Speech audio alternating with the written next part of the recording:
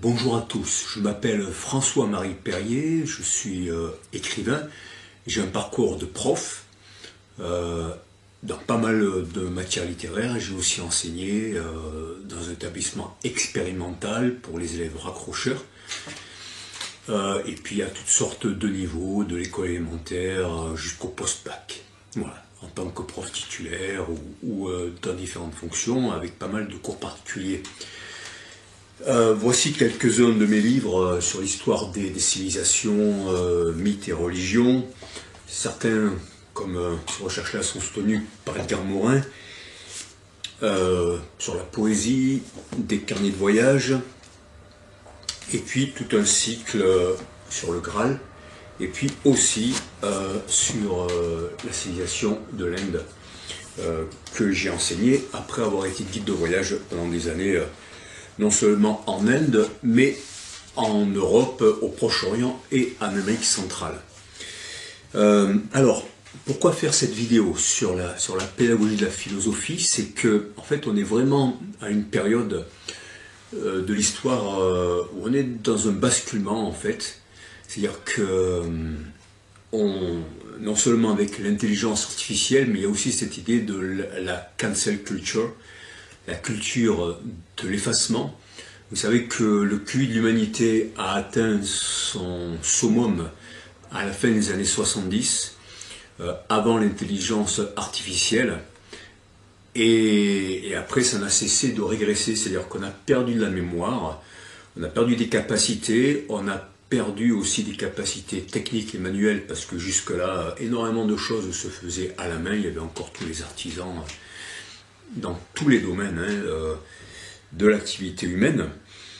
Et on continue dans ça, avec aussi une perte de la vie privée, une surveillance généralisée, évidemment qu'on prétend être pour le bien, mais quand on voit l'état du monde, on se rend bien compte qu'on ne va pas dans le bon sens, hein, ni dans celui de la liberté, ni des choix personnels, ni d'intelligence, ni des choix collectifs, malgré tout ce qui est dit. Et ça, c'est très important.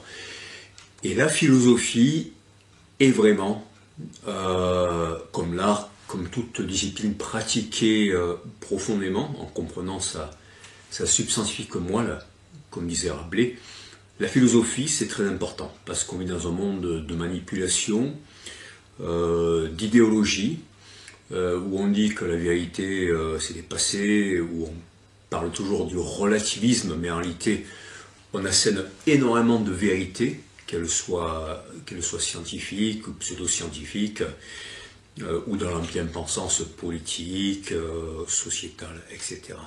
Voilà. Donc s'il n'y a plus de vérité, comment ça se fait qu'il y a autant de chasse aux fake et aux mensonges? Puisque s'il n'y a plus de vérité, il n'y a plus non plus de mensonges. Voilà. Donc tout ça, c'est problématique. Et donc, ce qui est aussi le piège dans l'intelligence artificielle, c'est le fait que, évidemment, on a l'impression qu'on est des rois et des génies parce qu'on tape deux touches sur un ordinateur, alors qu'on ne sait plus rien faire. Voilà, et qu'on s'en remet complètement à quelque chose fait par les autres et qu'en plus on peut en être fier.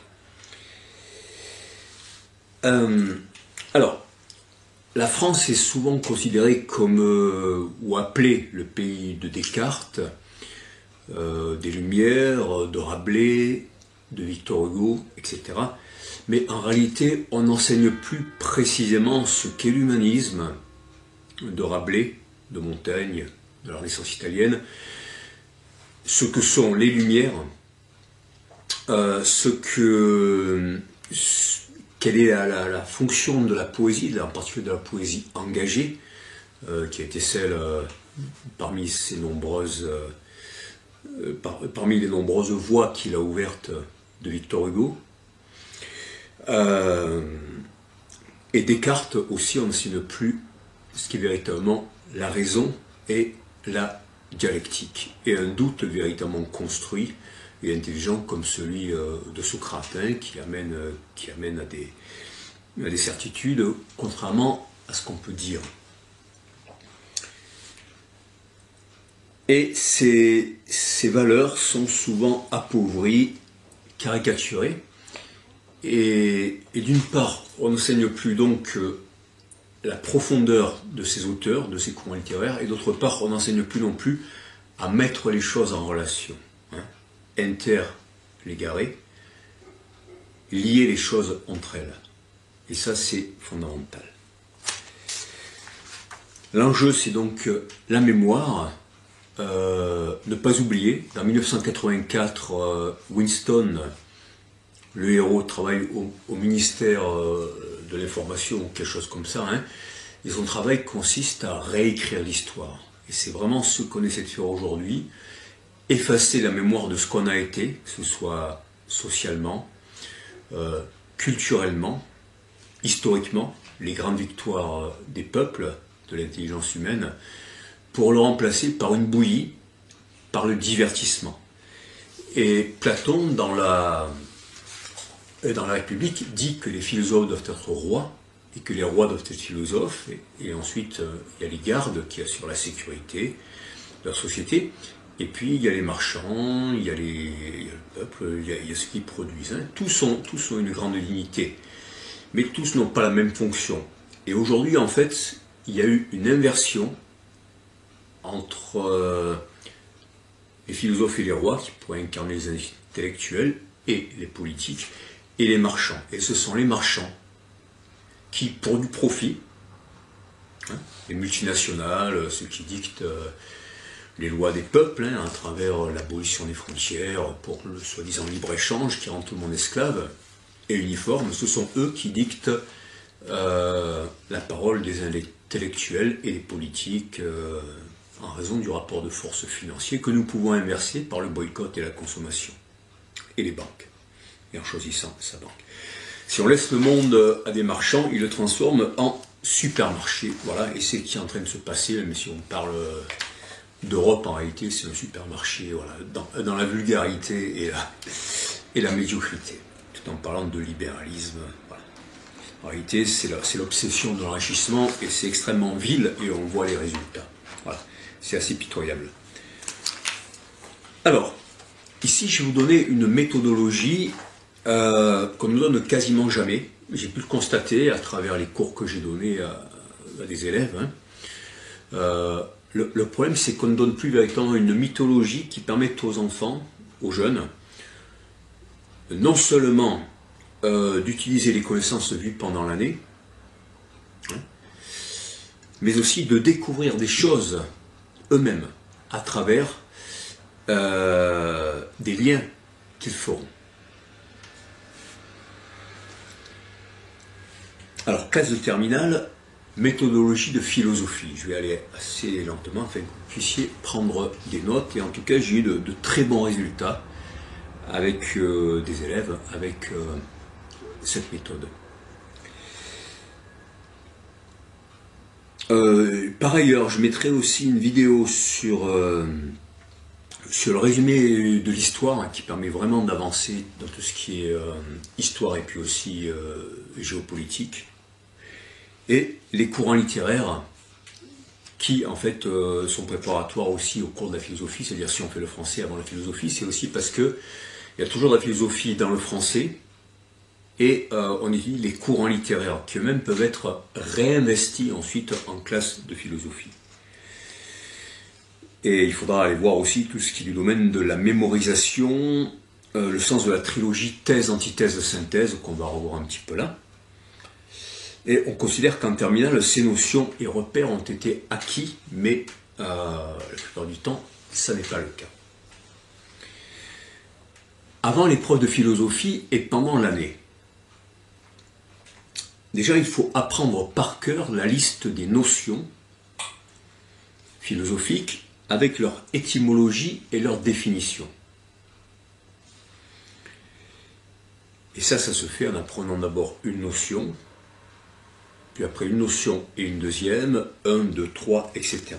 C'est-à-dire, par exemple, les notions au programme, il y a l'art, le devoir, la justice, la nature, le bonheur, la conscience, l'inconscient, la science, l'état, le travail, le langage, la raison, la technique, la vérité, la liberté, la religion et le temps. Eh bien, pour connaître votre liste de notions par cœur, ce que vous faites, c'est que vous apprenez comme ça. L'art. L'art, le devoir. L'art, le devoir, la justice. L'art, le devoir, la justice, la nature. L'art, le devoir, la justice, la nature, le bonheur, etc. Voilà. Et comme ça, vous les mémorisez et vous pouvez les utiliser en permanence au moment de passer à l'écrit et faire des liens entre eux. Alors, là, les techniques que je vais donner, elles peuvent être très très efficaces et je précise que d'un point de vue moral et éthique, tout ça doit être utilisé non pas pour manipuler, mais au contraire pour comprendre et libérer. Voilà, donc à chacun d'en faire un bon usage, de ne pas se comporter comme un sophiste à l'époque de Socrate et Platon, où on séduisait par des jeux philosophiques, mais sans jamais avoir sans jamais expérimenter ces théories en lien avec le grand tout, c'est-à-dire la nature et le spirituel. Pour savoir ce que vaut vraiment une valeur, il faut voir dans quelle mesure elle résiste en s'intégrant ou pas à la nature et au monde spirituel. Parce que sinon, on est dans la courte vue, et on pense toujours au monde amputé de lui-même, en pensant la notion amputée, et en pensant un humain uniquement dans une toute petite partie de lui. On va l'enfermer et on va amener à des impasses. C'est le sens de l'humanisme. Rien de ce qui est humain ne m'est étranger. Tout homme porte en lui la forme entière de l'humaine condition, comme disait Montaigne dans les Essais. Alors, une fois qu'on a appris par cœur la liste des notions philosophiques avec leur étymologie et leur définition, on apprend par cœur la liste des philosophes et des courants philosophiques avec leur période historique, c'est-à-dire le siècle et l'époque, c'est-à-dire Antiquité, entre 3200 et 3300, invention, en tout cas première découverte de l'Amérique, de l'écriture chez les Sumériens, jusqu'à la chute de l'Empire romain, entre 406 et 476 après Jésus-Christ, ou 410-476. Après, on rentre dans le Moyen-Âge, 1492, découverte de l'Amérique. Peu de temps avant aussi, il y a l'invention de l'imprimerie, la chute de Byzance, la chute de Grenade, le monde bascule. Là, il y a 3 siècles qu'on appelle les temps modernes, avec la Renaissance, fin 15e, 16e siècle, puis le siècle des classiques, 17e siècle, voilà, jusqu'après les Lumières au XVIIIe siècle, avec les philosophes, jusqu'à la Révolution française, et à partir de 1789, là, on passe dans la période de l'époque contemporaine. Et ces philosophes et ces courants philosophiques qu'on doit apprendre par cœur, il faut aussi apprendre leurs idées fondamentales ou leurs idées fondamentales, avec au moins une citation marquante par philosophe, par philosophie, résumant leurs pensées. Et ça, vous pouvez vous y prendre au début de l'année, en relisant. On a vu un prof qui nous avait dit ça au lycée. En début d'année, vous relisez tout le cours de la semaine. La semaine suivante, le week-end suivant, vous relisez tous les cours depuis le début de l'année scolaire, 3e week-end, etc. Et on continue comme ça. Et à la fin, on a peut-être lu 30 ou 40 fois les cours, et on les connaît bien. On est extrêmement chaud, on est extrêmement fluide, et ça peut vraiment aller très vite. Voilà. Une fois qu'on a appris les notions, les philosophes, les philosophies, si possible une citation, eh bien, par auteur, par philosophie, il faut faire des liens entre la pensée des philosophes et les courants philosophiques, chronologiquement en éclairant les différentes notions du programme. C'est-à-dire, par exemple, comment Platon considère-t-il la vérité? Comment Platon considère-t-il la liberté, la politique, l'art, la conscience, l'histoire? Pareil pour Descartes. Son rapport à la vérité, à l'art, à la conscience, à l'histoire.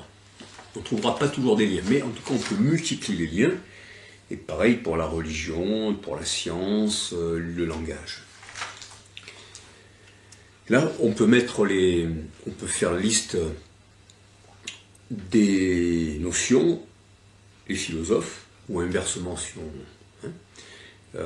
on préfère, et puis on trace des traits comme ça entre les philosophes ou les philosophies et les notions, et on note le rapport qu'il y a.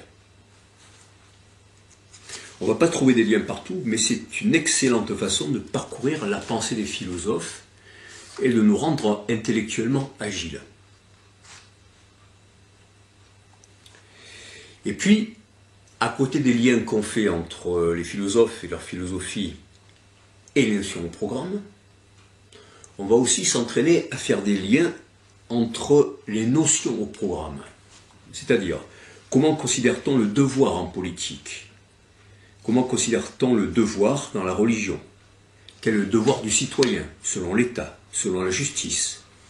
Ou si on prend le langage, comment le langage s'incarne-t-il dans l'art? Dans la nature?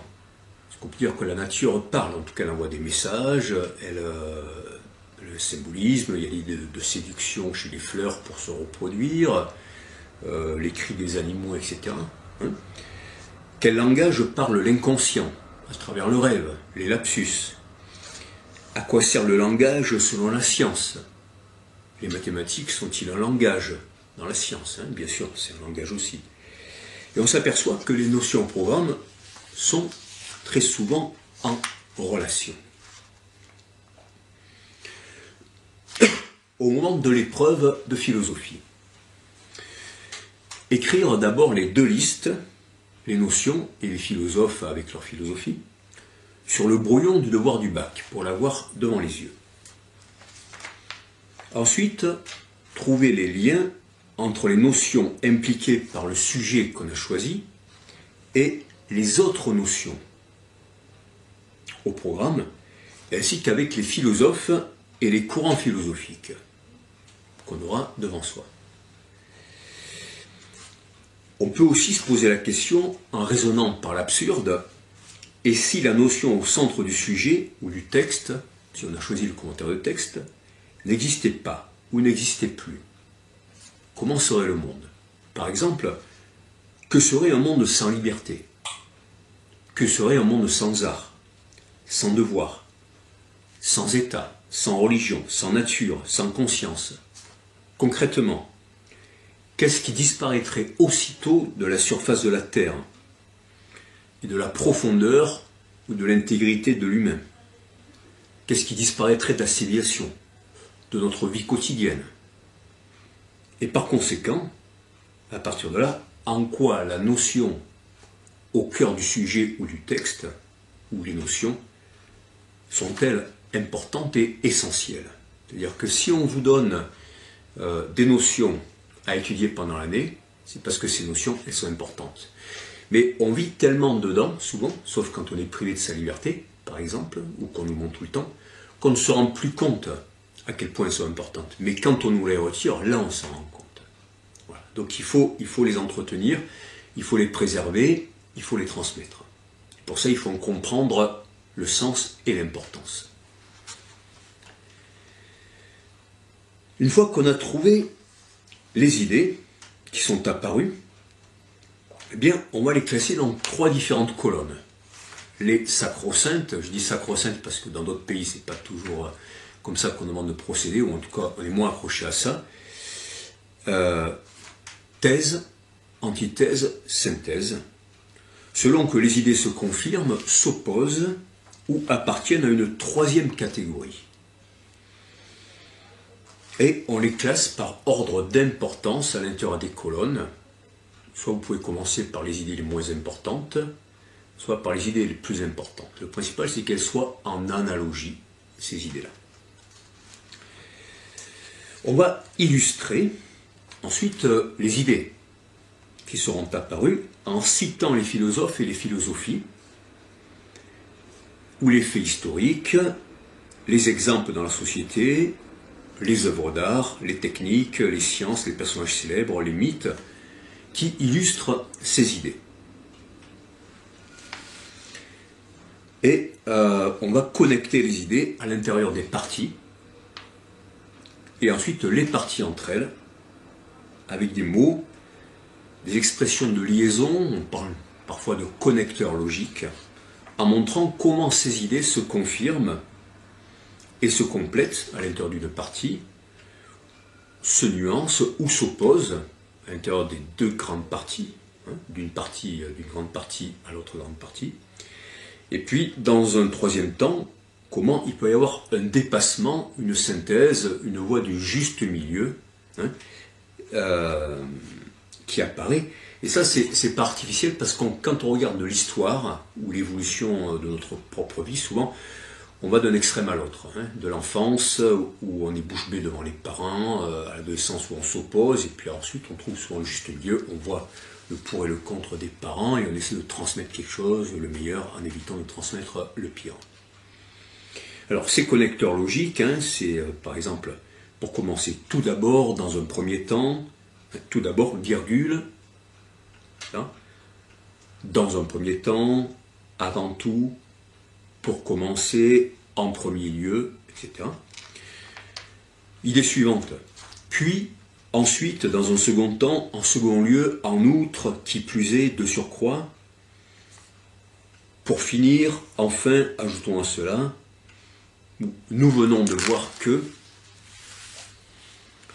si on veut nuancer, cependant, toutefois, néanmoins, à l'inverse, hein, ou opposé. Troisième partie. Nous pouvons sembler dans une impasse au vu des parties précédentes, mais ce que nous avons vu jusque-là paraît nous placer dans une contradiction. Est-il possible de la dépasser? Il est toutefois possible de la dépasser. Comment dépasser les faits contradictoires ou les idées contradictoires que nous venons de voir? Sommes-nous condamnés à la contradiction? Voilà. Il y a des tas de bouquins, de méthodologies très bien faits avec cette forme-là. Voilà. En introduction,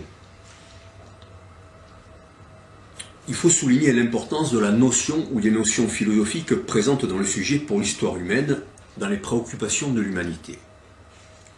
Par exemple, la recherche constante de la vérité en raison du désir de savoir que l'humanité, pour être plus libre, pour survivre, pour être plus puissant, plus fort, hein, dans un monde difficile, avec des défis, ou par goût de la vérité. Idem pour la politique. On peut souligner dans l'introduction que la vérité est différente des apparences, que l'action est plus difficile que la théorie, qu'il y a beaucoup de points de vue, car sinon on ne se poserait pas la question encore aujourd'hui. On va reprendre aussi dans l'introduction quasiment mot à mot le sujet, en montrant qu'il pose donc une question qui a du sens, que se sont posés des auteurs ou des époques, et à laquelle on va essayer à son tour de répondre. On annonce qu'on va aussi définir les termes importants du sujet dans la première partie. Pas forcément de dire dans un premier temps, nous définirons, etc. Mais en tout cas, dire après avoir vu, après avoir défini précisément les termes du sujet, etc. On annonce le plan qu'on a élaboré à partir de toutes les idées complémentaires ou apparemment contradictoires, opposées, et qu'on peut dépasser, hein, ce qu'on vient de voir dans les paragraphes précédents.